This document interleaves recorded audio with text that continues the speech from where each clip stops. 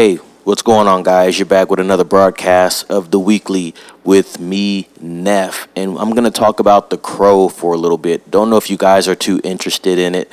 I don't know how many of you guys have seen the original from 1994, but I did just recently watch it all the way through for the first time.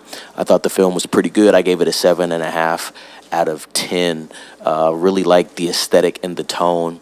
When you're watching The Crow, if you've never seen it, it's a time capsule film. So it really does a good job of really encapsulating that mid-90s vibe, grunge movement, Seattle rock movement, very dark, very gothic. So that's a good example of a way to describe just the tone and feel of that film. I don't think the film is for everybody. If you like a film where it's dark 90 to 95% of the time, you're probably not going to be a fan of the film. But if you don't mind that, I think everything else makes up for it. Acting's good. Brandon Lee, obviously iconic character in that. A great ensemble, actually, as far as the casting goes, and everybody acted pretty well. Like I said, I gave it a 7.5.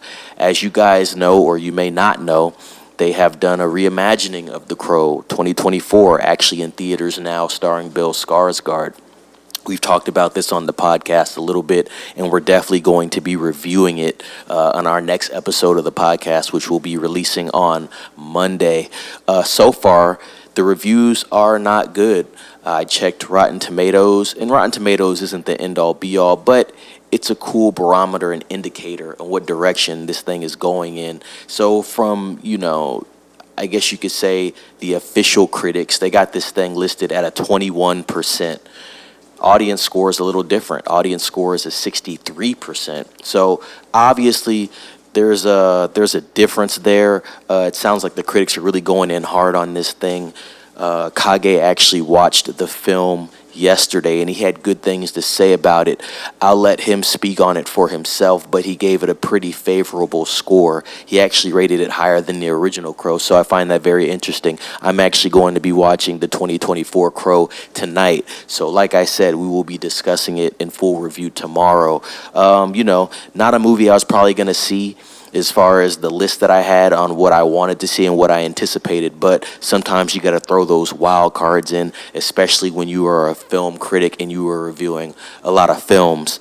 So yeah, kind of excited about it. Like I said, I'll let you guys know what I think about it when we do record the podcast, and I know Kage will as well. But, I just wonder, I'm curious, is the film actually good? And is it the fact that people can't detach from the 1994 version? It is very iconic in itself, and a lot of things happened as well before that film was released. Obviously, Brandon Lee died on set there filming the film, so that has a lot to do with why people probably connect with it a lot as well. But I wonder if they're kind of not giving this film a chance. Do I think this film is going to do well in the box office? I don't know. The Crow has a niche audience as it is. I don't know if this is going to get people excited, especially when half of the original audience doesn't care to see this thing reimagined, even if Bill Skarsgård is in it, who's a pretty decent actor, I must say. It's kind of, this is his realm. Usually does horror stuff really well, but this is still that type of tone that I think he can perform well in. Like I said, if I'm confident in anybody's performance, is his on screen. So like I said, gonna watch this film tonight. I'll be reviewing it. Guys, if you're gonna watch this film, if you've seen this film, please let me know what you think about it in the comments. Try not to spoil too much, but let me know, give me a score, and then also let me know if you saw the 1994 version of The Crow, obviously the original version, and let me know what you scored that as well. It always helps to do some background information on these films if you're not too familiar. I've seen the graphic novel of The Crow, which is what the film is based off of. So I had some background on that even before I watched the original.